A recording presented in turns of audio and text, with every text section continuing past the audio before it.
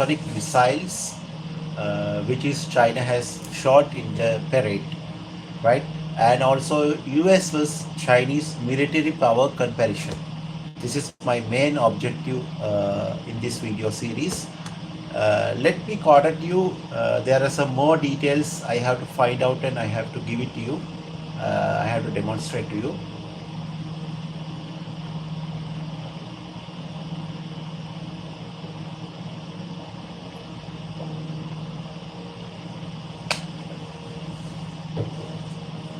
Actually, in China, right, the largest military power in the world at the moment, right, we have to accept it. And also, China has fielded and repeatedly demonstrated in ASPM, anti-ship ballistic missiles, ASPM. An example DF-21D and DF-26, DF-215, right? And plus new YJ series anti-ship missiles showcased at the 2025 parade, right? In previously parade, and it's a paraded already DF-17 HGV, right? These are the serials, okay? These are the serials. So exact specimen, like specs of 2025 YJ variants. There are variant number of variants. It has remained undisclosed, and but the strategic narratives. What are those? Number one is fast, long-range anti-ship strike, designed to hold the carries, the large surface combatants at risk, right? So it is direct threat to US. Okay, it is a direct threat to US. So in this case, what the US does actually in active in service anti-ship LRASM, right? Long range anti-ship missiles, maritime strike Tomahawk missiles, Block VA, right? This in USA at the moment, it's provided the credible long range anti-ship strike today, like a subsonic, stealthy, and networked. These missiles USA have, right? And SM6 adds the fast and the dual mission option against a ship in some profiles, right? So in the programs of IOC, details are public but scattered. US also always make the things their secrecy. So Navy and budget stocks confirm the trajectory at the moment, right? And the hypersonic in maritime industry, in the hypersonic level in USA, you can see the conventional prompt strike CPS boost weapons still in the production, and it will come into the service in the future. So it will take 1 year, 2 year, or maximum 5 to 10 years, right? And also boost glide weapons like being integrated in USS Zumwalt. It's the first class of, this is the first prototype class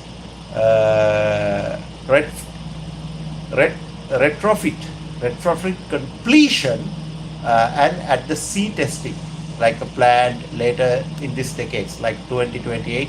Navy has discussed about it in 2027, 2028. So actually in this case we can observe when it comes to the in service and anti-ship long range anti-ship missiles, US is little bit 4 years to 5 years or maybe 10 years far behind from China, right? So this is series of capability path, but not yet like a fielded at the sea, right? So bottom line of the missiles, China leads in the fielded anti-ship ballistic missiles hypersonic strike option aimed actually at the surface ships. US is leads on the like more mature network and diversified anti-ship options like LS, LRASM, MST, and SM6. This is moving towards the hypersonic at the sea, but the hypersonic anti-warship at the sea not yet operational, right? That is the critical part. That is what the US need. Actually, US need, I think, more expertise, more professionals. They need actually. I think they should keep these veterans, and also I think the immigrants. They should get the work done from these professional immigrants, especially who deserve to the country, not them to kick off from the USA and not them to deport it to their own or home countries, because for the production and for the sustainability and the development of the USA development they need actually, right? But I don't know the Trump administration what they are going to do, right?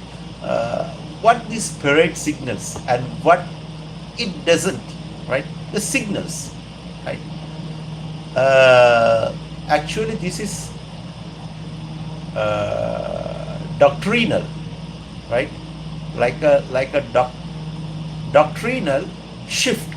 Fewer tradition guns on display, more drones, missiles, and direct energy. This is actually, I'm going to explain you about the comparison between USA technology and the US technology and Chinese technology, right? We based on the parade which has been shown. Okay, so this is a very critical question. I have to study it very carefully, and I cannot make the conclusion, but I'm trying to give you something which is something good, right? Something accurate. So more drones has shown, more missiles has shown, and direct energy has shown. This is consistent. What it is, anti-access area of denial emphasis. Like so, it's also a messaging to the US, and it is a deterrence and the prestige, like a prestige with a genuine tech meets prototype, right? And also caveats. It's the parade is not an operational test, right? The parade is not an operational test. For the sea drones especially, the hard parts are autonomy is denied, like a comms and reliability in depth. C2 and the like a sustainment analytics, like including the writers, right? And the caution against the cuping parade presents with the ballot ready scale. It is a ballot ready scale. Okay, we agree. But how far effective these weapons? We have to use it in a war, in operation level, right? We have to publicly, openly, and publicly, we have to test these weapons, and we have to show into the world, we have to prove into the world that it is in successful level, right? It is in operation level, active into the duty, right? This is how it should be. You can say some dummies over, even you can say, but some Western media, they say these are the dummies, but I don't believe it's a dummies for my personal perspective. So in this case, is the US is far behind on China? Short answer, no, not overall, right? The sea drones, when it comes to the sea drones, the US is not far behind with the core technology, right? So in this case, and ahead in rotate SUSV operational, but behind in rapid mass fielding of cheap attributable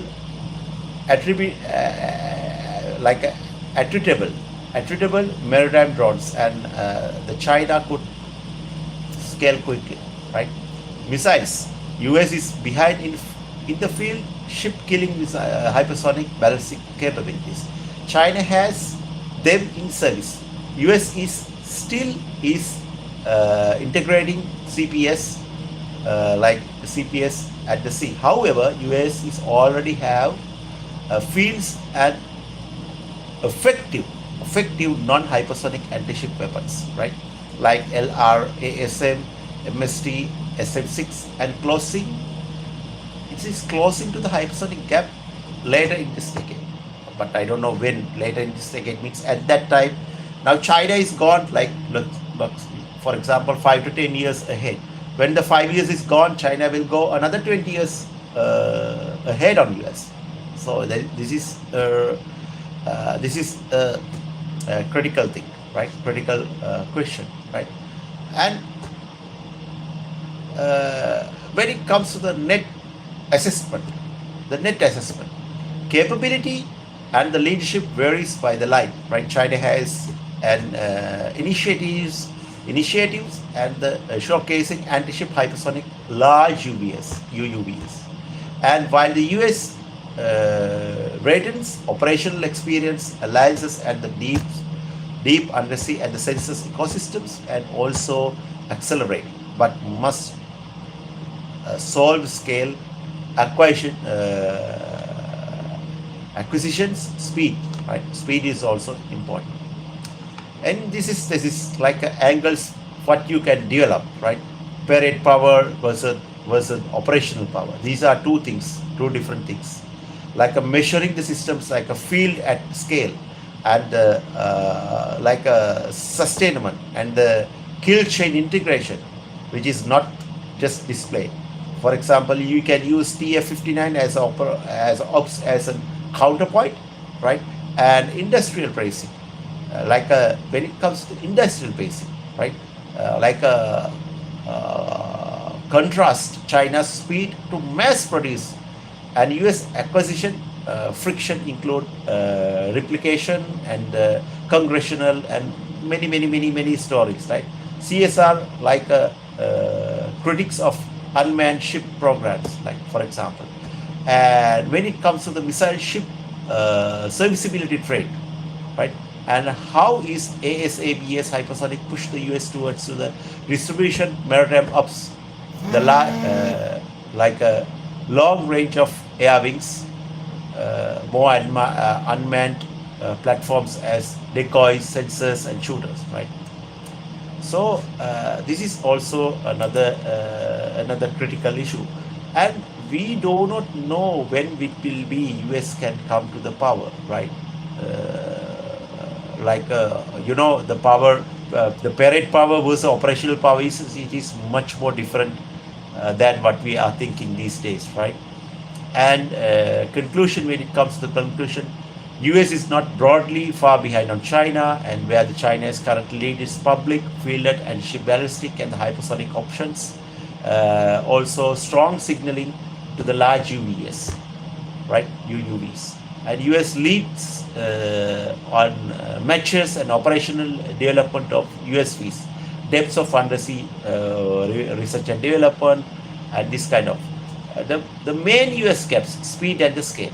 Turning, when it comes to the turning, strong prototypes and the experiments into the large number of cheap network sea drones and getting hypersonics to the sea sooner, right? That is must be done by the US, okay? And also if the US fixes these acquisitions, pace and the scaling, the gap, also those lines, close within this decade, right? This is how it goes normally. And thank you for watching these things, and this gives you a message. What I feel, of course, in the future, definitely China dominates the world. In Taiwan, Malaysia, Indonesia, Philippine Islands, Papua New Guinea, some parts of Australia, and also Vietnam, Laos, also Singapore, right? And these countries, you can say various countries, Myanmar, and they have dispute with China, so many disputes with China. Definitely, China will occupy. Like every major power in the world, we know it clearly. Every major power in the world, they're acquiring and they're conquering and they are invading the world, the other countries. Like China, what they did in the Shaolin Temple, also into the Tibet in 1947. That's what they do. Do you think China is a good country? They love to Sri Lankans and they love to India and other countries? No. In China is more worsened than to USA, right? When it comes to this comparison, but it's a hidden.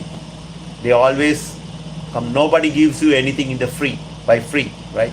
They will expect you from more things, from your land, your sea, your resources. Maybe everything of your freedom, maybe everything. So we have to be very careful. It's very difficult now. It's GDP growth rate and the world's production of the goods and the services, 35% China is on. This is the problem of the USA. They have not calibrate the world properly. They made everything is very smoothly. This is the problem they have last 30 years. Okay, thank you for watching my video. In this short video, I hope that you enjoy my video, and this is kind of a comparison. By carefully I demonstrated this video to the people, and I hope you enjoy, and please thumbs up and please subscribe my channel. It's a great help for me because I need more subscribers. Bye bye, God bless you, see you another great video, take care.